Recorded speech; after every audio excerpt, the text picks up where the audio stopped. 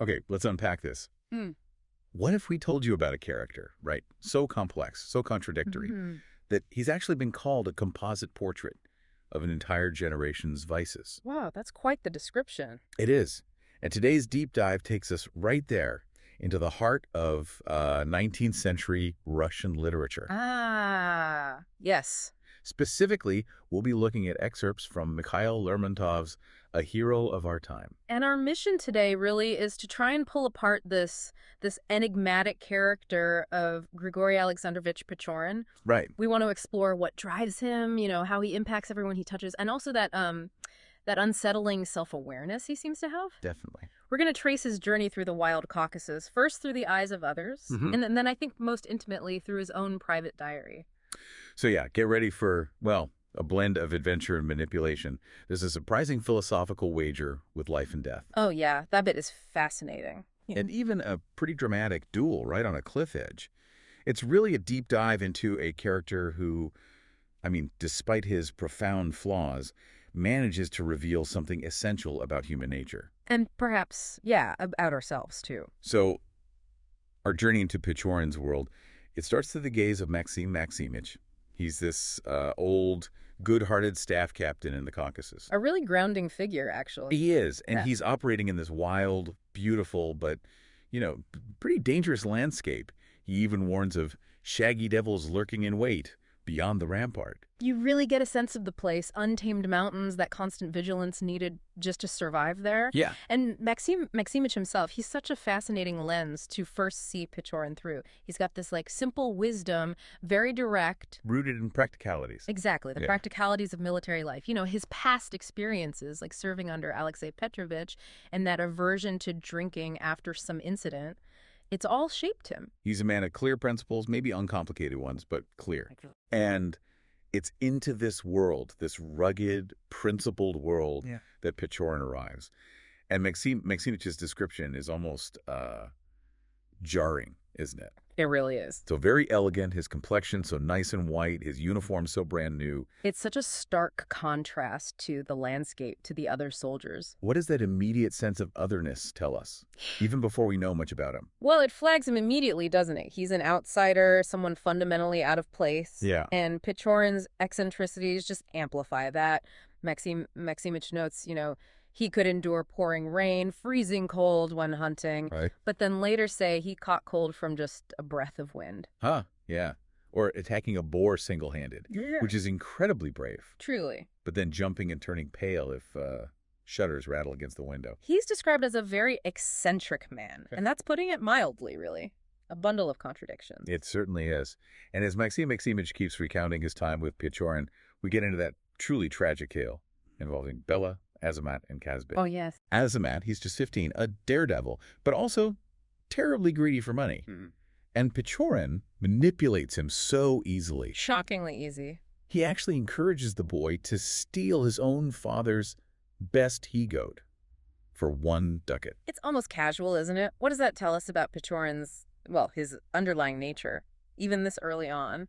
Yeah, what do you think? I think it reveals a profound moral apathy. Or maybe just a disinterest in conventional morality altogether. Plus, he has this sharp understanding of human weakness. Finds the weak spot and pushes. Exactly. He sees Azamat's greed and just exploits it without a second thought. And this, of course, sets the stage for Kazbich. The sullen horseman in his mailcoat. And his horse, Karagios. It's described as splendid, legendary even. There's that story Kazbich tells. About escaping the Cossacks. Like a bird, he plunged among the branches. It's incredible. The horse isn't just an animal here. It's like a symbol of freedom, pride. Which makes what happens next even more impactful. Absolutely. And Azamat's yearning for Karagios, it's described as desperate, almost painful. He tells Kazbich, "I shall die, Kazbich, if you will not sell him to me."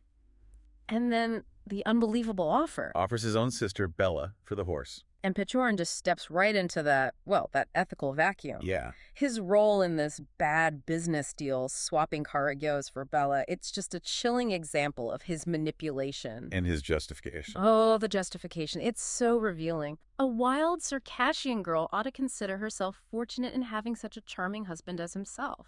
It's not just making excuses, is it? It feels like it shows his whole worldview. His desires just trump everything else. Completely, it's pure self-aggrandizement. So Bela, initially, she's terrified, described as timid as a wild chamois. She's basically imprisoned.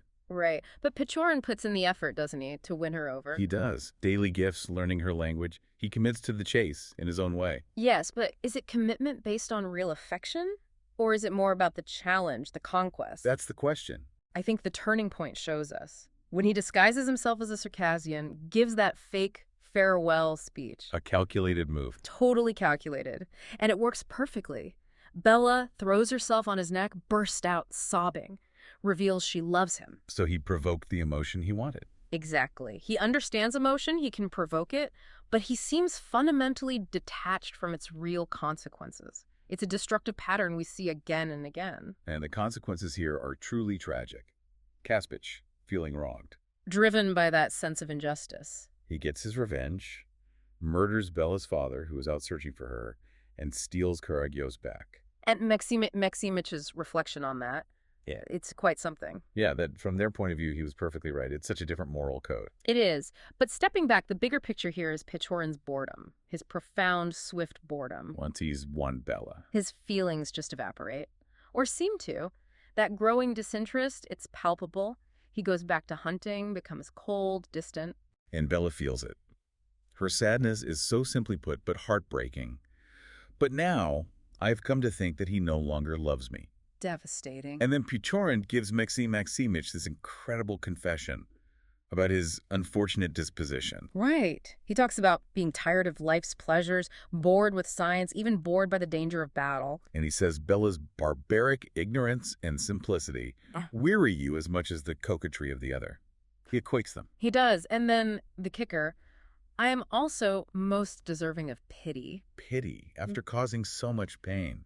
What do we make of that? The self-awareness mixed with his plea for pity. It's the core paradox of Pechorin, isn't it? He's incredibly self-aware, constantly analyzing himself. Almost dissecting his own feelings. Yes, but without any real empathy, or crucially, any capacity for change. He seems trapped in this cycle. Yeah. Seek sensation, master it, get bored, feel sorry for himself. Sees himself as the victim. A victim of his own superior intellect and sensitivity, perhaps. It really embodies that superfluous man idea from Russian literature, gifted but aimless, turning destructive. The tragedy then deepens with Bela's abduction by Kazbich. Her death is drawn out, agonizing. Her suffering, the delirium where she talks about her family, her home, wanting to be Christian, it's incredibly moving. Especially she clings to Pechorin at the end. And Pechorin's reaction, or lack of reaction to this profoundly human moment, it's maybe the most disturbing part of Maxim Maximich's account. Tell us what Maxim Maximich says. He says, his face expressed nothing out of the common, and that vexed me. Vexed him. Understandable. At length, he sat down on the ground and began to draw something in the sand with his stick. He raised his head and burst into a laugh. A laugh. A laugh. Maximich is utterly shocked, grief-stricken. He says he would have died of grief himself in Pechorin's place. It's just this raw, violent disconnect. It shows that emotional void so starkly. It really does. That moment, it haunts you. It feels like a pivot point, not just for Maxim Maximich's view, but for the whole narrative. And this brings us to a new perspective, a new lens. The unnamed narrator meets Maxim Maximich again, unexpectedly, in Vladikavkaz. Right. And then Pechorin himself arrives in this empty traveling carriage, described as marvelous. This is our first direct look at him from a fresh pair of eyes. And the narrator's observations are so sharp, especially about his physical appearance. What stands out? Well, the shapely, slim figure, the aristocratic hand, but mostly the eyes. Ah, yes, the eyes. They never laughed when he laughed, and they had a phosphorescent gleam, like to that of smooth steel, blinding but cold. Blinding but cold. That's crucial, isn't it? Yeah. It speaks to that internal void, the detachment Maxim Maximich felt, but couldn't quite articulate, maybe. Exactly. It's the outside showing the inside, that inner weariness. And the reunion itself between Pechorin and Maxim Maximich. Painfully cold, just stark indifference from Pechorin. And he just discards his private papers, his diary, tosses them aside with a whatever you like. Dismissive. And this is the crucial turn for us as listeners, right? The narrator gets the diary. Our direct access. It is. And the preface to the novel itself sets this up. It calls Pechorin a composite portrait made up of all the vices which flourish, full-grown, amongst the present generation. Serving as a bitter medicine for the public. Exactly. It prepares us. We're moving beyond Maximich's view, valuable, but simpler, into Pechorin's own head. So after seeing him from the outside, we finally dive into Pechorin's own voice, starting with Taman, which he calls the nastiest little hole of all the seaports of Russia. He says he all but starved there and had a narrow escape of being drowned. So what makes his actions in Taman so unsettling? He exposes smugglers, yes, but achieves nothing positive, really. It's that insatiable curiosity again, isn't it? Combined with this willingness to interfere where he doesn't belong. He's immediately suspicious. Of the uncanny cabin, the blind boy, the water nymph girl, Yanko the smuggler.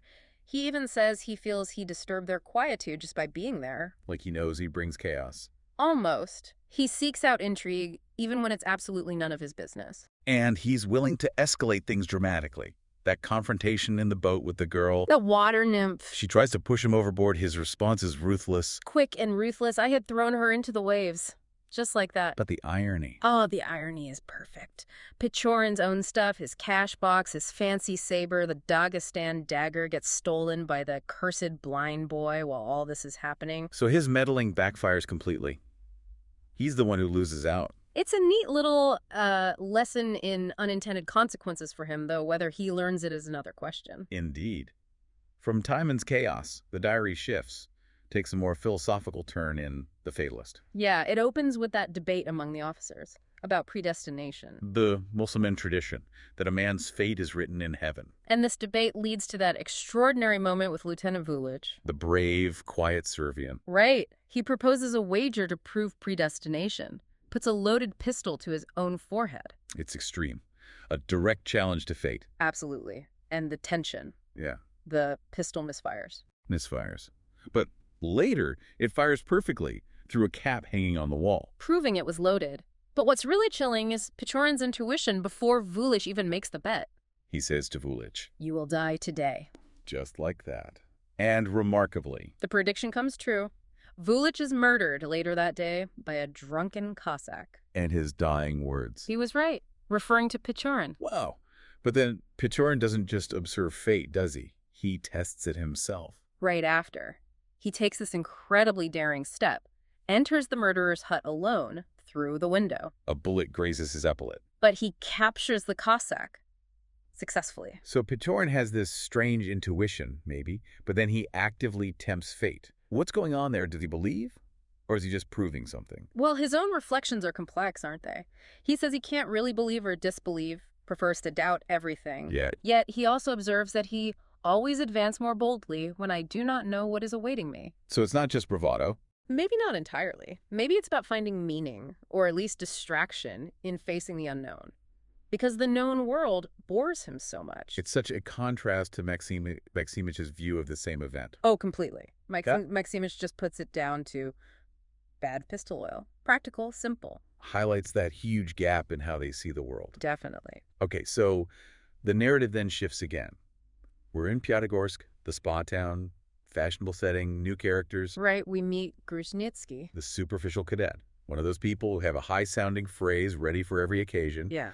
And Princess Mary, who he's trying to impress. And Pechorin sees right through Grushnitski immediately, doesn't he? Sees his vanity, his desire to be the hero of a novel. That insight is key. It sets up the whole manipulative game that follows. It's like Pechorin dissects him psychologically before he even starts playing. And it's such a calculated game. Yeah. The flirtation with Princess Mary. How does he start? By undermining Grushnitski first. Yeah. Right? Casually revealing he's just a cadet, not an officer. Pulls the rug out from under him. Then he captivates Mary with that whole suffering soul routine, telling her, I was prepared to love the whole world. No one understood me. I learned to hate. It's emotional bait and switch, pure manipulation. But then complicating things. Vera arrives. Or rather, she's there. Pechorin's true, long-term love interest. Their relationship is fascinatingly complex. She's married. But she understands him, his petty weaknesses and evil passions. Pechorin himself says she's the only woman in the world whom it would never be within my power to deceive. That's a huge admission from him. It is. And it's poignant because she's also very ill. consumption, or this via volante, this slow fever. So Vera sees him, accepts him, flaws and all. Yeah. Yet he still plays these games with Mary and Grushnitski. Exactly. It doesn't stop him. And as his manipulations continue, the resentment builds. Grushnitski and the captain of dragoons plot against him. The plan for the duel. With blank cartridges, just to humiliate Pechorin publicly. But Pechorin finds out, and that discovery just fuels his cold determination to turn the tables. His internal monologue there is chilling. It really is. He talks about his insatiate hunger, his pleasure, to make everything that surrounds me subject to my will. It lays it bare, doesn't it? That ambition is really a thirst for power, for control over others. Total control. Which brings us to the climax. The duel itself, on the cliff edge. High drama. Grushnitski's fear is palpable. He can't bring himself to fire properly at first. Then that cowardly shot, just grazing Pechorin's knee. And Pechorin's move then is terrifyingly calm, calculated. He exposes the plot of blank cartridges and forces a real duel. Commands his pistol be reloaded with a live round. Right. Putting Grushnitski in an impossible position. And Grushnitski's final words, they're just raw despair. I despise myself and I hate you. If you do not kill me, I will lie in wait for you some night and cut your throat. There is not room on the earth for both of us. The complete breakdown, and Pechorin has engineered it. Pechorin fires. Kills him. And his immediate reaction. Finita la commedia. The comedy is over. Just cold. Though later he does reflect, a stone lay upon my heart.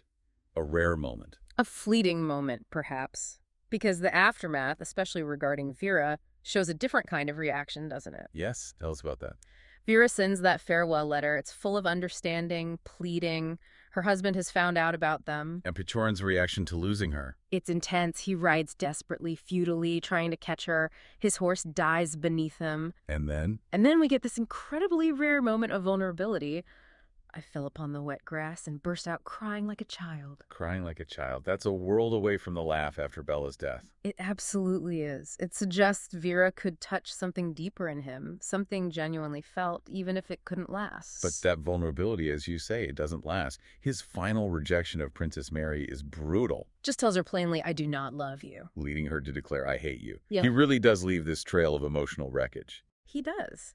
And his final reflection in the diary about his innate dread of marriage, linking it to some childhood fortune-telling about dying because of a wicked wife.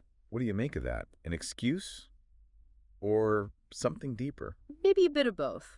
He acknowledges his soul has grown accustomed to storms and battles, that stability being cast upon the shore chafes him. So he needs chaos, thrives on the edge. Perhaps. Perhaps the quiet stability of genuine connection is just too terrifying for him, or simply too boring.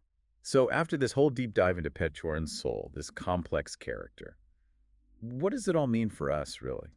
Well, if we connect it to the bigger picture Lermontov was painting, Pechorin is just this figure of immense, almost agonizing contradiction. Bored by everything, yet always seeking new sensations. Exactly. Desiring love, but totally incapable of the self-sacrifice it requires. Analyzing his own passions with, what was the phrase, severe curiosity, but without sympathy. Right. That lack of sympathy is key. It really reflects that preface idea, doesn't it? Him being a composite portrait of vices, a bitter medicine for society.